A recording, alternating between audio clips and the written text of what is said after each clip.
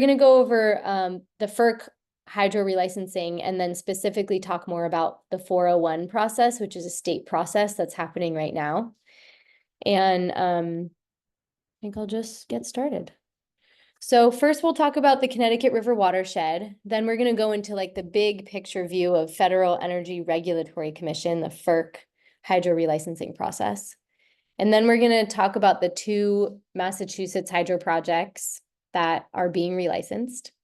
And then we'll close out with the 401 water quality certificate, which is, there's an open comment period right now for that I will encourage everybody to comment at the end. So first of all, the Connecticut River watershed, which I assume a lot of you know this, but we're doing the basics in case we have beginners, spans 4 different states and 410 miles. And there are so many dams on this river, and a lot of them are for hydropower or were for hydropower and are no longer in use. So that's a lot of dams on our river. The Federal Power Act was passed in 1935, and it created FERC, the Federal Energy Regulatory Commission. And it said, and there was an amendment that was added in 1986 that's called the Equal Consideration Clause. And this means that FERC, that federal agency, is required to give equal consideration to power and development, energy conservation, protection of fish and wildlife in their habitat, recreational opportunities, and preservation of other aspects of environmental quality, like water quality and historic preservation. So to be honest, FERC has a really hard job. They have to take these hydro projects and actually consider all of these pieces and weigh them as they're giving the license out. And another thing I've learned in this process is that they have to give equal consideration, meaning that they have to think about all of these pieces, but they are not required to act on them. So while we can comment about why it's important and like say why fish and wildlife and their habitat is so important, FERC has to read our comments, but ultimately they get to have the say on what they do about it. And yeah, that's one problem with this process. So FERC relicensing happens roughly every 40 years. And we're currently in a relicensing process for 5 facilities on the Connecticut River. 3 are up in Vermont and New Hampshire, and 2 are in Massachusetts. The last license that was granted by FERC for these hydro projects, they're all lumped together under one relicensing process, was in 1978 and expired in 2018. And since then, we've been in a very elongated relicensing process.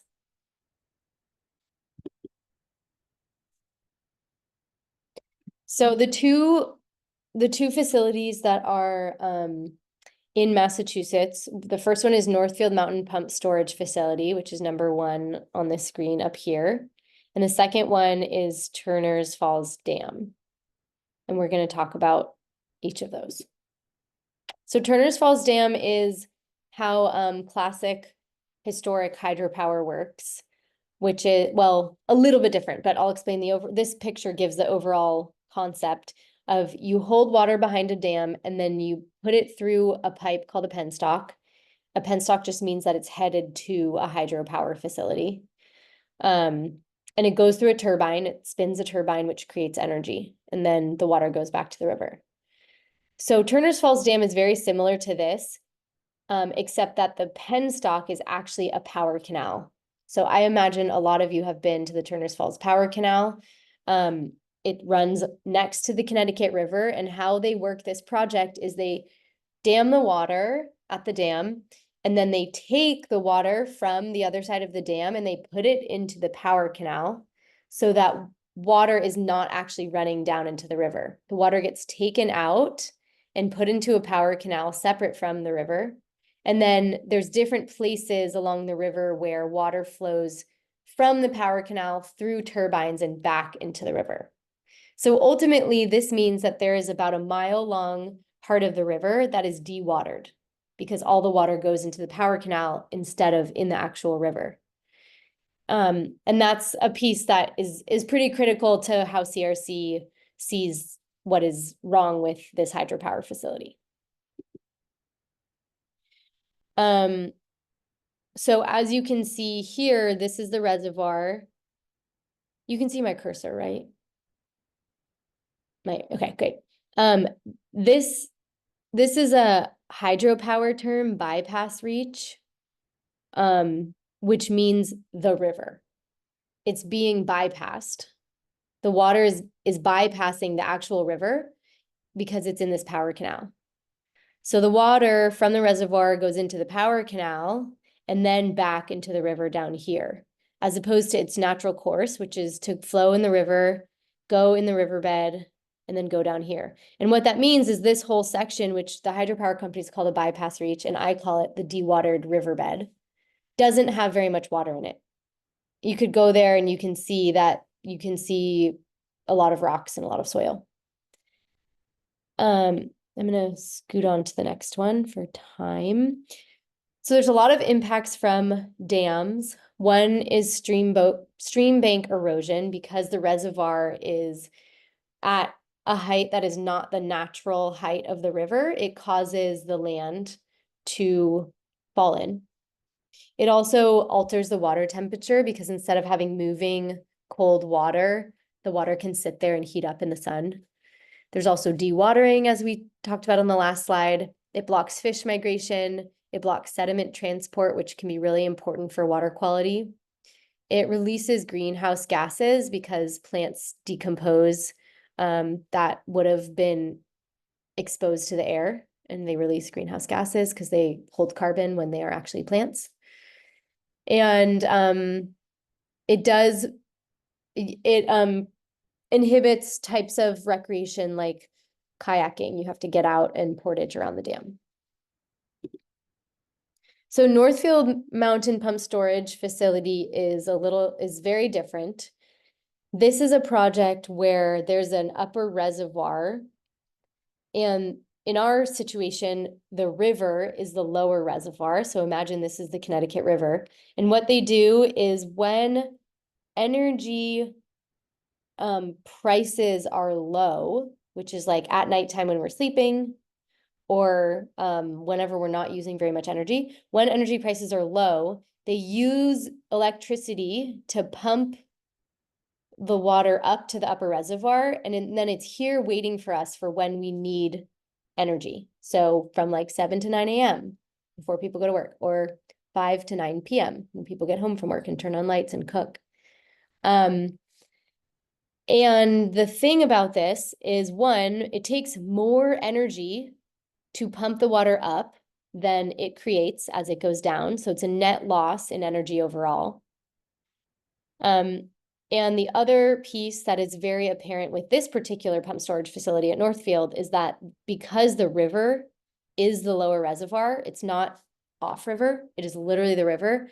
Every time they pump water up to the upper reservoir, the river level drops. It can drop 5 feet, it can drop 8 feet, it can drop 3 feet. And then whenever they put the water back into the river, it goes back up again, 3 feet, 5 feet, 8 feet, depending on how much water they're moving up and down. And that's a really, really big issue with erosion for the stream banks, because that constant flux every day or twice a day makes the riverbanks fail. And like trees fall in, there's landslides, a lot of sediment buildup in the river. It changes the water quality, it changes the fish habitat. Yeah, and one thing I will say is that pump storage projects are very critical in the energy market. So when there's a blackout,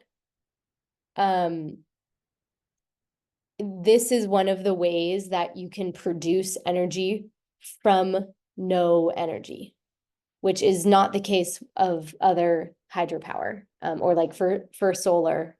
Like there has to be a battery. Anyway, so it is a key way to create energy for the energy grid, but because the lower reservoir is the river, it has detrimental impacts on the river and its ecosystem.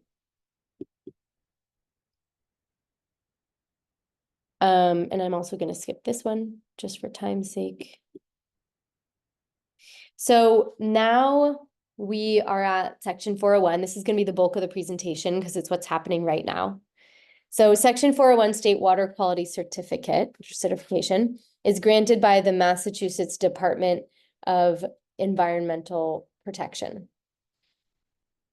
Yeah, and I second what's in the chat that hydropower and definitely pumped storage facilities are not as clean as they are often marketed to be. So in 1948, the Federal Water Pollution Act was granted. And in 1972, when all of the environmentalism of the 70s and 71 was being passed, the Clean Water Act was passed, which was an amendment to the 1948 Federal Water Pollution Act. And what the Clean Water Act added, lots of things. A part of it is the state-specific water quality standards. So that means that every state can have their own specific water quality standards in addition to the Federal Clean Water Act. And so in the very long FERC relicensing process, which we started in 2012, we're still in it. We're nearing the end in the next few years, but this very long process, 1 year of that is dedicated to the 401 process. And we are currently nearing the end of that 1 year. So we have this is our last opportunity to make changes on a state level as opposed to on a federal level. So what is section 401? Section 401, it's literally section number 401 in the Clean Water Act. And it allows states and tribes to deny or put conditions on any federal license or permit that may impact water quality. So that could be discharging from point sources. It could be that the water quality certificate considers broad impacts like pollutants and water quantity, like flows in the river, the temperature of the river, and recreational access. And also it looks at project operations, not just the discharge of it, but for instance, in Northfield Mountain Pump Storage Facility, where the river is a part of the project, the river has to then comply with water quality standards, as does the project.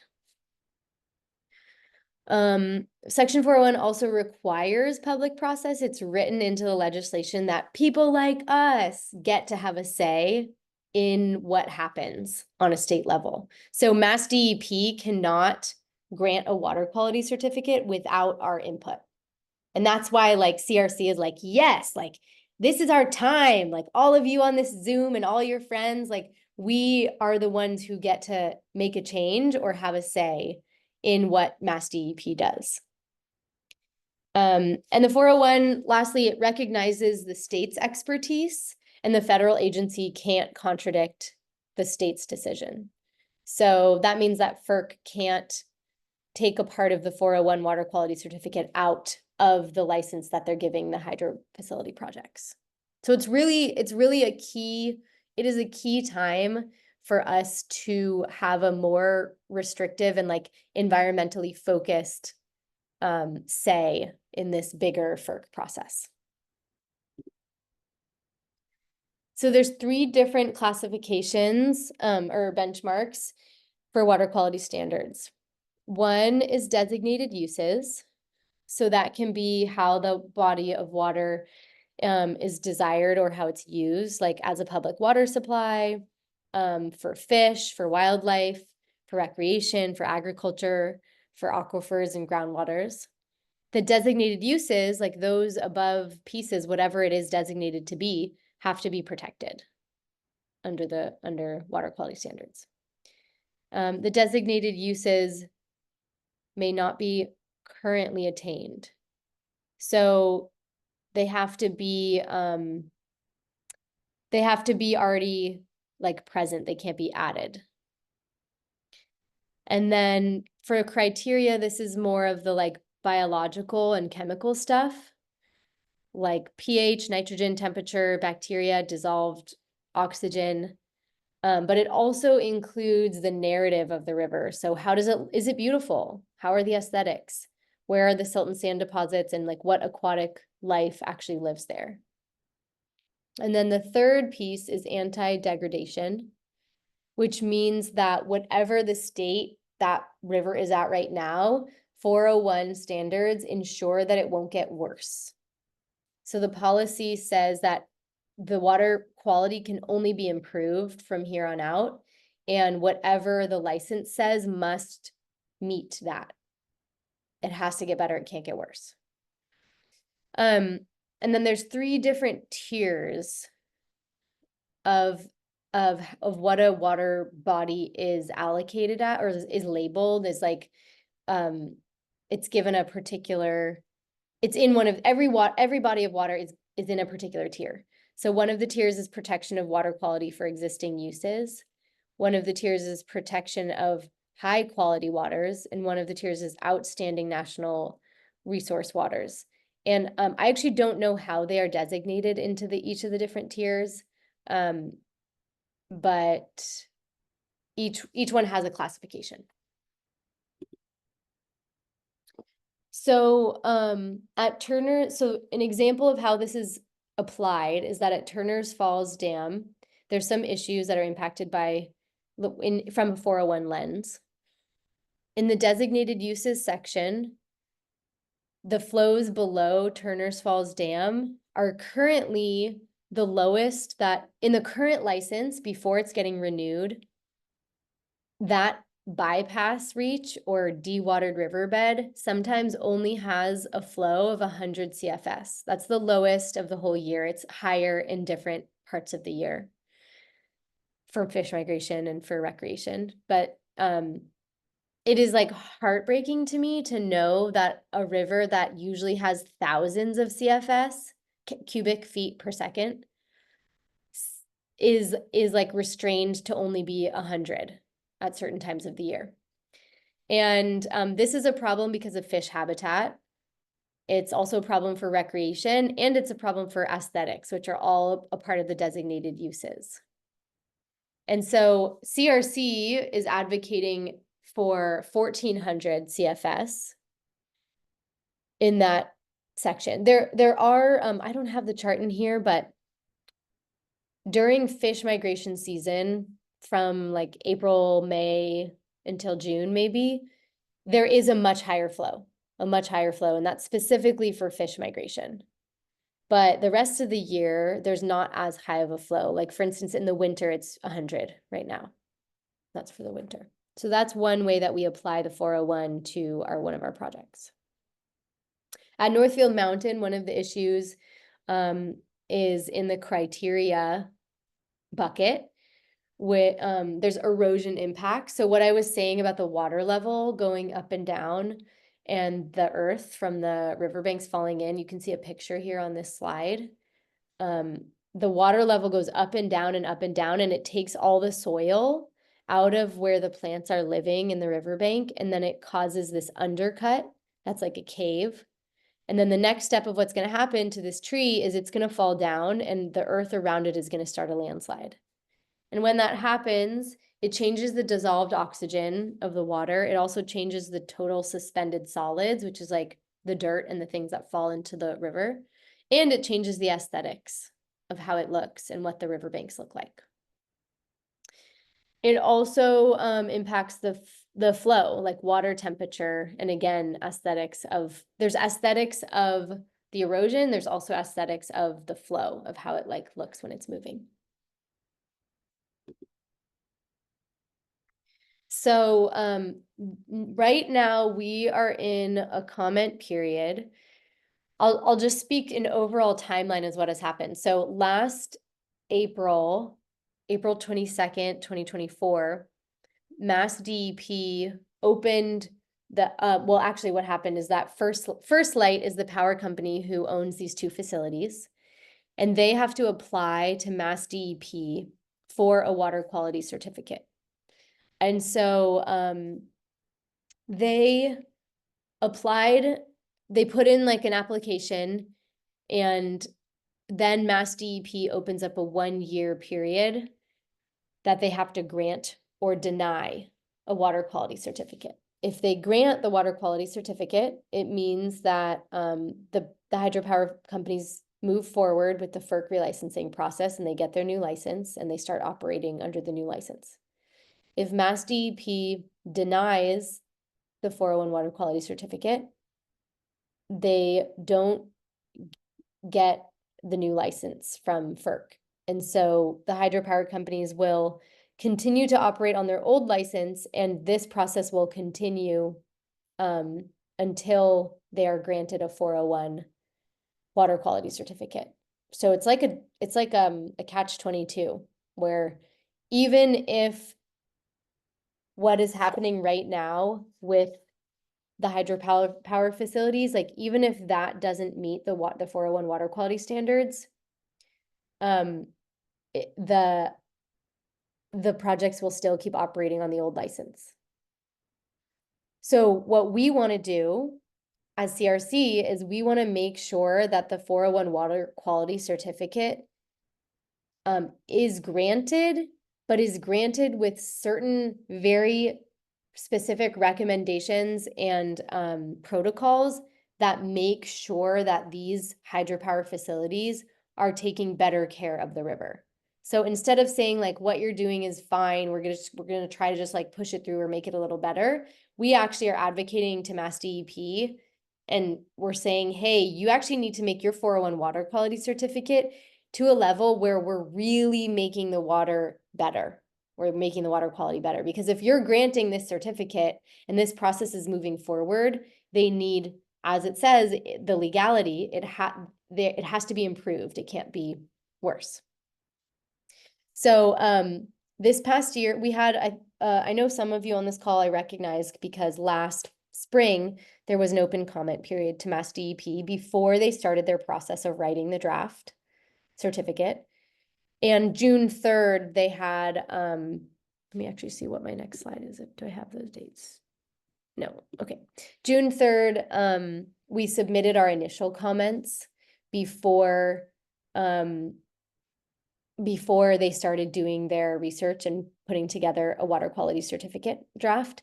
And then this whole year, and in October, they had like a public information session where they could share what it's been like so far in their process. And now, towards the end of the year, they've gathered their research, they've looked at all of the pieces. They just put out on January 24th a draft water quality certificate. And it has we now have 1 month from January 24th until February 24th to give MassDEP our comments about the water quality certificate. So do we think it meets water quality standards, or do we not think it meets water quality standards? If it doesn't, what needs to be improved? So those are the questions that like we at CRC are wrestling with right now as this comment period is open, and as we're thinking about what do we want to comment, what do we want to say? So currently, so the comments are due February 24th, and the good parts of the draft, I'm actually like, okay, well, I'll speak to this and then I'll make some amendments verbally, but the good is that there is more water in the river during the springtime in that dewatered riverbed. They are giving high flows during fish migration season, and we're really appreciative of that. They're also doing timed water releases to balance recreation and habitat. So they're thinking about recreation and kayaking, but it's not enough to really be kayaking in the dewatered section of the river. They're also installing better fish passage infrastructure.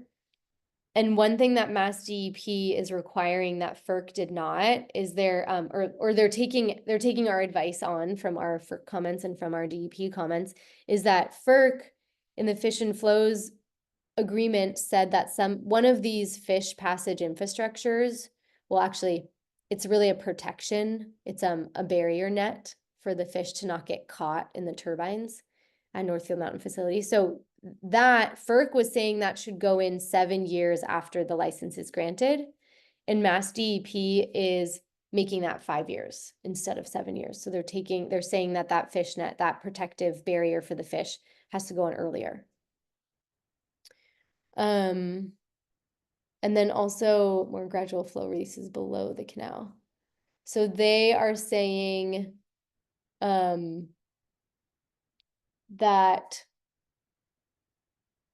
they're wanting to keep the flows below. So after the power canal, there's a lot of river that goes down until the next dam, and they're trying to keep those flows pretty even.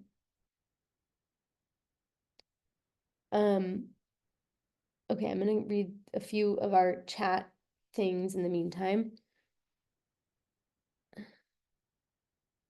FERC has the right to end the automatic license renewals. Cannot having the dam or pump station be the improvement? Oh my gosh, yes, it would be a dream to not have the dam or not have the pump station. That would be the best thing for the river. And the reality is we live in a world where people use energy. We all use energy. And sadly, our energy grid is very reliant on Northfield Mountain Pump Storage Facility.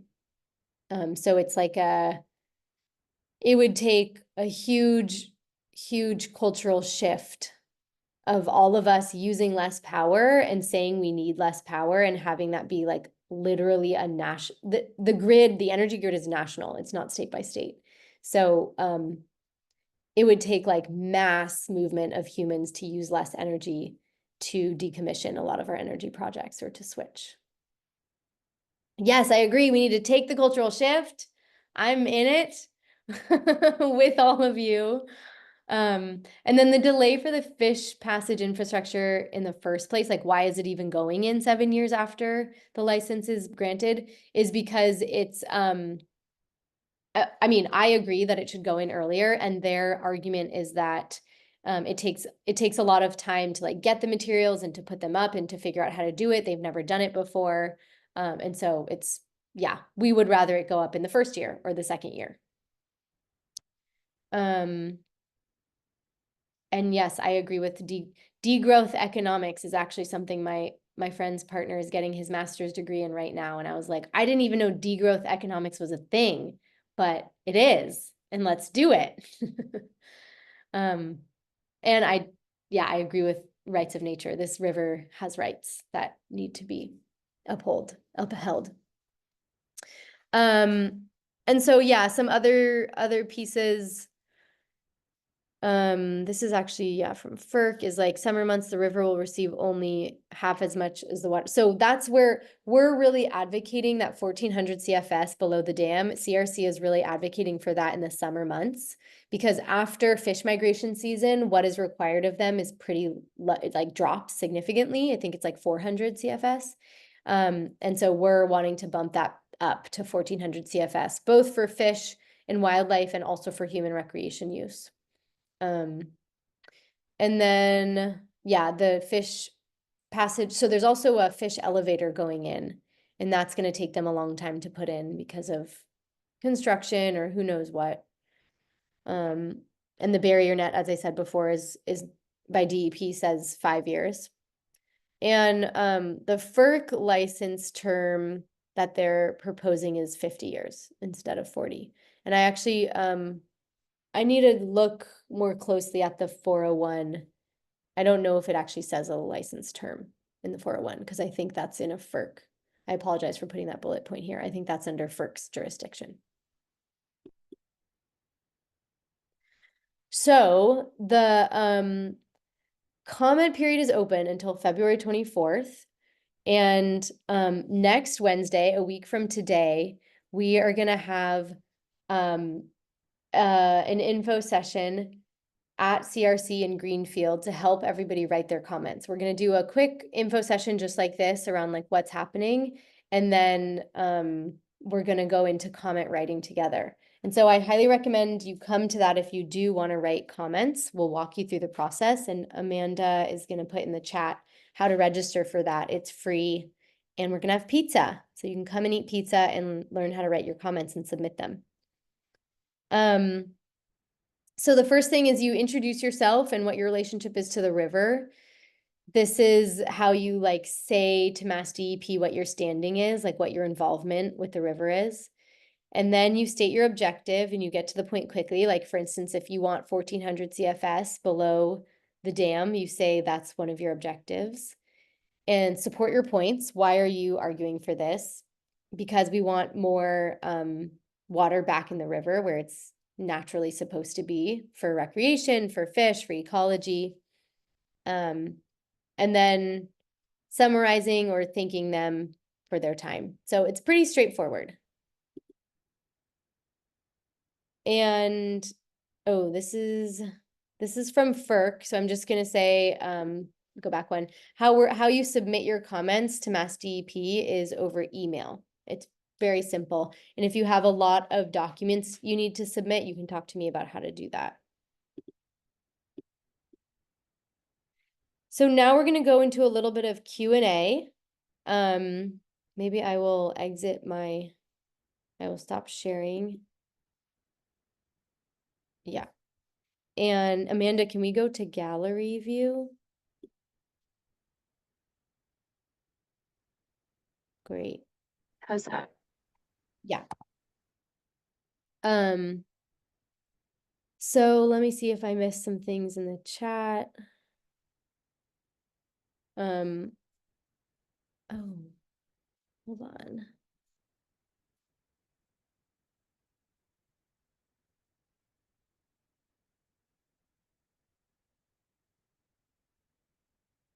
Okay, great. Okay, just reading through. So yeah, would love for folks to come off mute if they have questions. I'm also gonna just go through the chat and look at what is here.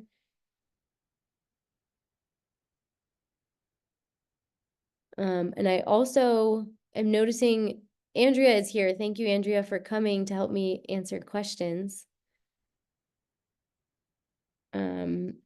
So Miriam says, I haven't seen anything in the draft saying that DEP would monitor the things they said must be improved. If First Light will be relied on to do its own reports to show they follow the requirements given, it will be a total farce. Yeah, so one thing that we are also advocating for is like more public data to be released so that we can actually see what's happening with erosion and with water quality. And that is a piece of it, to make this public information instead of just held by the hydropower facilities. Gary says, my understanding, which is growing, is that we, the US, can meet our electricity grid needs with all clean energy by 2035, with a focus on distributed, locally controlled energy production and storage. That is great to hear, Gary. I am all for it. And I hope, yeah, this is like a part of that process is in the transition, we have to make the bad energy pieces a little less bad so that we can keep moving towards the good. Yeah, you want to add something to that, Gary? Nina, I wasn't sure I was supposed to speak or only type. Oh yeah, you can speak. Now we're in question and answer time. Yeah, go for it, Gary. I just the 2035 was in a cited in a Stanford study that I learned about on Fix the Grid. Cool, thank you. Doesn't the fact that it takes more energy than it produces, shouldn't this be a central tenet in funding something else? Yes. From an environmental perspective, from a financial perspective, yes. And the sad reality is that our energy grid is like built in a way, and our energy market is reliant on facilities like the Northfield Mountain Pump Storage Facility, which is different from most ways that we produce energy, because when we're in a blackout, we can actually just like press go and it'll reboot the energy system. But yes, it doesn't actually make logical sense. Yeah, Lois. Even if these changes are made, to the pump storage facility, won't it still technically be in violation of the Clean Water Act? Yeah, so it matters how you see it, but yes, CRC is advocating right now that MassDEP has to make more changes to their draft water quality certificate in order for it to actually meet the water quality standards. So yes, CRC is in agreement with what you just said.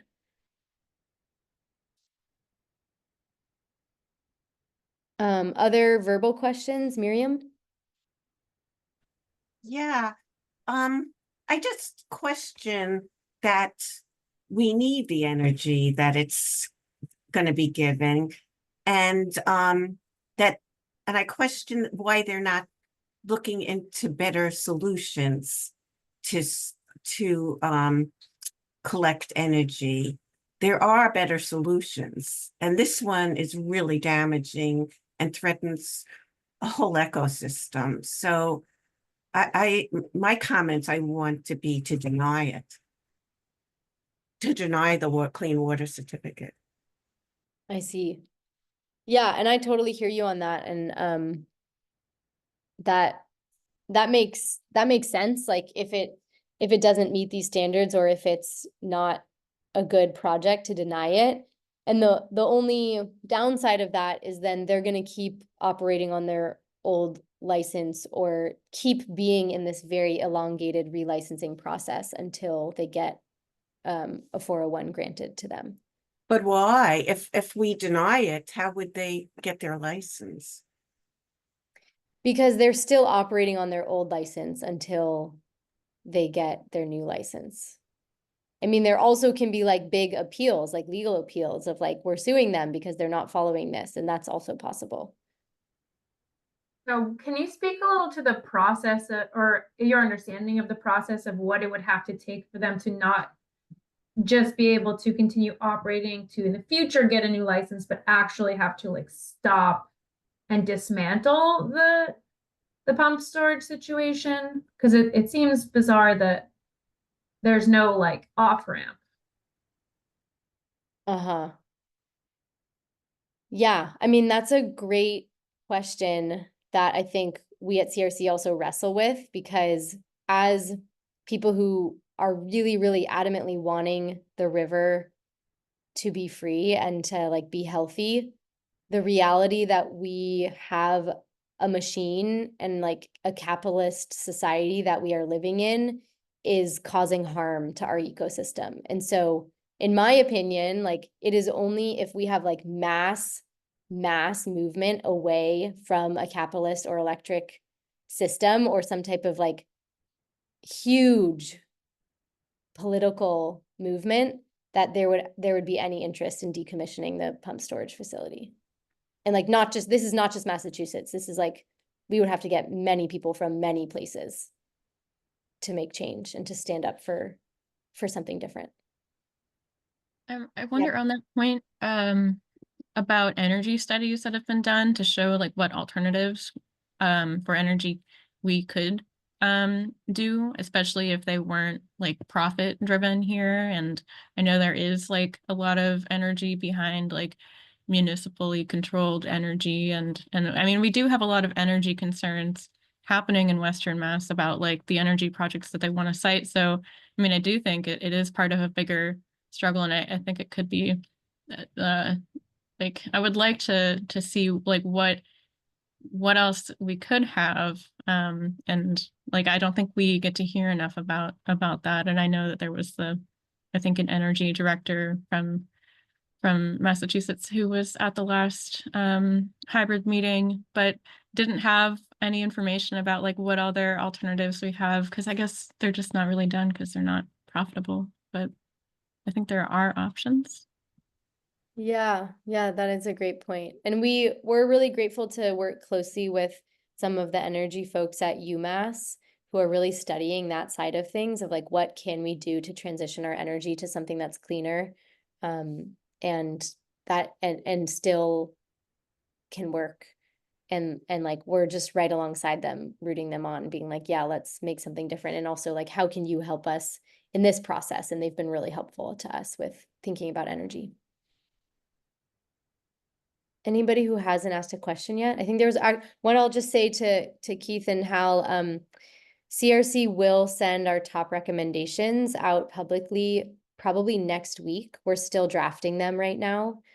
So we will email you next week, and definitely by next Wednesday at the info session we're doing in person, we will have some online resources and some printed papers for people to follow what CRC is recommending we all say. Miriam, did you have another question? No, I was just gonna put it in the chat to Patty that Fix the Grid is working on trying to change the energy system. And there definitely are attempts to make clean local municipal energy systems. There's one in Northampton that works together. Northampton, Pelham, and Amherst are all in a system that is going to make their own energy, and they're going to try to expand. They're in the beginning stages, and they had a lot of problems getting there, but I think they're finally going to be able to do it. But there's Fix the Grid, I think, is a good organization for you to consider to find.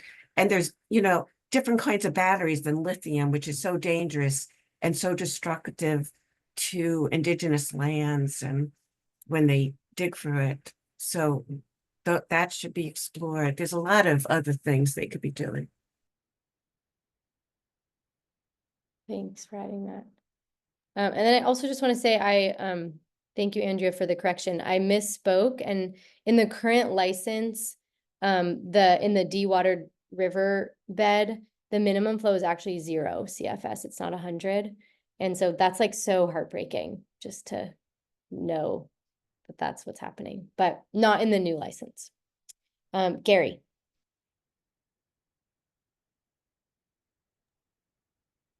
I want to for me the desecration to the river, and by that I mean of the pump storage, running the river back and forth and grinding up the aquatic life. It's all about the turbines. The turbines kill everything alive that go through them, and then desecrate the river by running it backwards over and over and over again. That river desecration just needs to end. Considerations about our needs are small by comparison. We're the humans. Let's treat the river with respect. So I want it denied, and I've learned that FERC actually has the right to end the relicensing. I don't expect either the DEP or FERC to do that. So that's where I sadly set my ideals aside and try to look at how the WQC can be less worse. So looking at it, the main thing that I think runs throughout it are all these references to consulting that needs to happen to set into stone the actual procedures, multiple levels of procedures. And I noticed that just a few of them say that as the First Light, the licensee consults with these various agencies, that the decision about what the actual criteria will be goes to the other agencies, not the licensee. I just see it as the licensee, First Light, has a ton of money. They're going to push all of us and all of the agencies above us around like they have all along with their desecration. So I've gone through the WQC and changed all of the consults to have the outcome of the consultation be not taken by the licensee First Light, but instead taken by the agencies. So that's just one suggestion I have about how we can comment on the draft of WQC. I have a bunch more. I don't want to take too much time talking. Okay, thanks for adding that, Gary. And yeah, I mean, I just want to reiterate that CRC also believes in a river that is treated better than it currently is, and that we want these hydropower facilities to take responsibility and, like, in an ideal world, not be there. And the reality of what we're working with is they are there, and our current society is not in a place where they are working to take them down. And what we can do in the meantime of getting there, like, that is the end goal, is to honor the river more. But, like, on our way to getting there, the thing that we can do right now is to make DEP have a more stringent 401 water quality certificate. And so, like, that's what we're focusing our energy on right now. Anya. Thank you. Two things. One, can I just clarify what I thought Gary was saying? Because I think that's a really good point. Was it that let's see, the outcomes of the water quality, was it like the data that comes out of it goes to the agencies and not the licensees for oversight? Can someone correct me on what that was? Because I thought that was a good comment. Gary, do you want to confirm what you Oh, I could scroll through the document and find one. There are many aspects. Oh, say the actual monitoring procedure, whether the flow adaptations are working. And then there's going to be a process to measure that in year 8. I'm making up the year. And so that process is going to be written down on paper. It's going to say written in stone. And so that monitoring process will be created after the license with First Light consulting with a number of agencies. Mm-hmm. And in a few cases, the document says that's all they say. But in a few other cases, the WQC says that the DEP, let's say, there's a list of agencies will decide what that document says. So there's consultation, but First Light doesn't decide. And so I just went through the document and changed them all in that direction. It's like change the power arrow. Am I answering your question? Am I making myself clear? Yeah, I think so. Thank you. That's helpful. Okay, the other question that I had is I just wanted to ask if you at the CRC knew the answer to Patty's question earlier, that the pump station is a tax base for Irving, Gill, and Montague, and if you had any idea or understanding about how much revenue that brings them, and that would be interesting to look into alternative community-based projects that would maybe serve as a similar tax base. Andrea, would you? Yeah, FERCog might know the answer to that. Well, I'm not here representing FERCog, but I do work at FERCog, and we help the towns write their motions to intervene. And yes, it's a significant tax base, particularly for Irving. It allows their property taxes for residents to be very low. So it's, I don't have those motions to intervene in front of me right now, but they're all public documents on the FERC docket. If anybody wants to write to me at FERCog, I can send you those motions to intervene. My email address is my first initial A and then my last name, Donlon, ADONLON at frcog.org.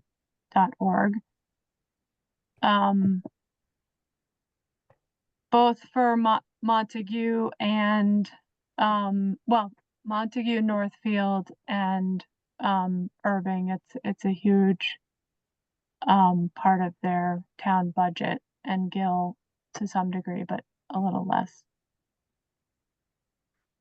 Thanks, Andrea. Tommy, did you have a question? Yeah. So I was wondering so does the granting of the water quality certification and subsequently the FERC license, does that like effectively turn the operation of the dam and pump station into more or less like a done deal for the next 40 or 50 years, wherein like absent any law breaking on First Light's part that they get like sued for or whatever, like this is basically settled until the next relicensing cycle in however many decades. Yes, that is correct. Okay. I guess then I kind of wonder like if, I mean, I know you were kind of speaking to this a bit before, if there's, I guess I'm kind of curious about CRC's uh rationale with aiming for the 401 to be granted rather than pushing for it to be denied for like I understand that it would result in a continuation of current practices for another year and then potentially more. But I also wonder about one, I guess, kind of the rhetorical benefits of like not kind of like legitimizing the projects, but also like keeping them like contingent and keeping um basically like not solidifying them such that like as like broader conditions change there's a I guess we're not closing off future potentials, if that makes sense. Sorry, that was a bit of a winding question, but I think I'm understanding. So, like, why is CRC saying to do the 401 if these projects are so bad instead of saying to not grant the 401?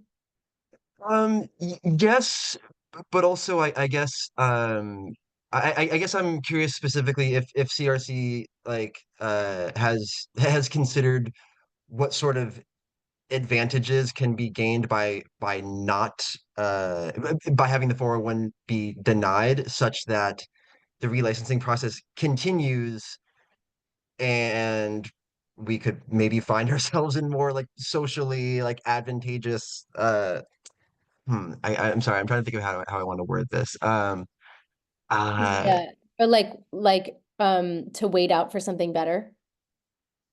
Maybe kind of perhaps that sounds a little overly optimistic, but yeah, I guess I just the thought of kind of baking it in for 50 years is very uh daunting, and I also wonder if that yeah, I guess I just um I don't know that it feels like potentially tying uh one's hands for like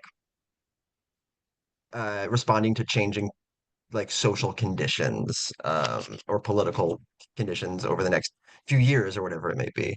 Um, Or also to jump in, like climate conditions, should droughts and yeah, other things change, as they're changing pretty drastically, it does seem strange to extend a licensing period or extend the license for a longer period of time without baking in the potential that we may need to change things more frequently as climate continues. Like that seems Yeah, like a serious oversight. totally. And CRC has written that into our comments immensely about this being an impact about climate change. And the only issue is that how the system is set up right now is that FERC is not in what is required of their job. They are not allowed to think to the future, which is a huge problem. They have to consider what is happening right now and make the license terms about that. So sadly, the legal system of how this process is set up is not one that is really valuing the fact that climate change is happening. And so CRC is totally against that mindset as well. And then Tommy, just to go back and answer your question, I hear you. And I think a part of where CRC stands in our mission and goals of actually carrying out action is there are many groups on the spectrum of change, and CRC is currently working where we are working in generally the system and we are standing up against it. We didn't sign the fish and flows agreement. We didn't sign the recreation agreement. We said that's not enough and that's not okay. And if you want to go to that one step further of more extreme from CRC, which we love because we are river lovers as well, but we are also trying to play within the system of what is happening, I would suggest you hang out with the Connecticut River Defenders, some of whom are here, they're awesome. And that might be a place where you would find home. Patty, did you have another question?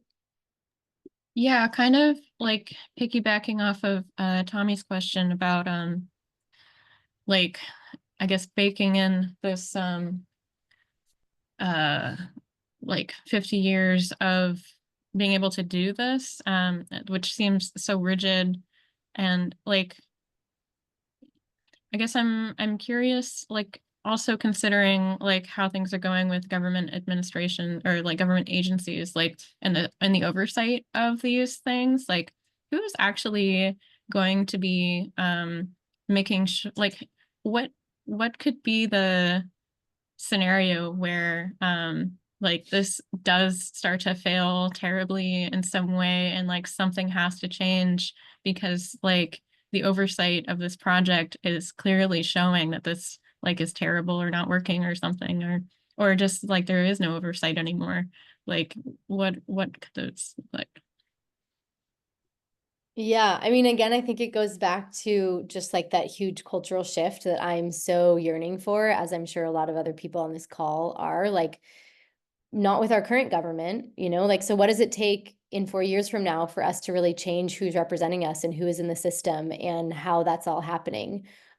Because currently the energy facilities are working, and for energy, not for the river and not for the ecological systems. But yeah, I guess what I'm hearing from you also is like, where is the ecological point of failure that would cause a shift? And I think that really depends on who is looking at the ecology and who is standing up for the ecology and who is representing them in our bigger political system. And sadly, right now, we in Western Mass have amazing state representatives. But on a bigger federal level, the reality is that things have gone so far in one direction, and my hope and like my dream that comes out of our current reality is that there can be a big shift in the opposite direction because of where we are right now. So that's what we can hope for. We're also at 7:02, and so I want to just be respectful of everybody's time. We will email out the recommendations that CRC is posing next week, and would love to see anybody at the February 12th meeting in person. And feel free to email me with any questions that you have, and be in contact with me, because we are all in this together, and it really, really makes a difference if people comment, because DEP listens to us. They have to. So thank you all. Amanda, anything else I'm supposed to say? Let me check just really quick. And also, Andrea, thank you so much for being on this call. Did you talk about the public hearing session on the 16th? Thank you. So the week after, Wednesdays are just like apparently the best day in February because we have this tonight. Next Wednesday is our CRC info session in person. The Wednesday after that, MassDEP is holding a public hearing session in Greenfield at Greenfield Community College, where you all can come and vocalize your comments. You can also send them in email form to MassDEP. It's the same thing, or you can do both. And it's also going to be on Zoom, the hearing. Yes. Thank you. Hybrid. Great. Okay. I think we can stop the recording. I will hang out for just a minute longer on the call. And thank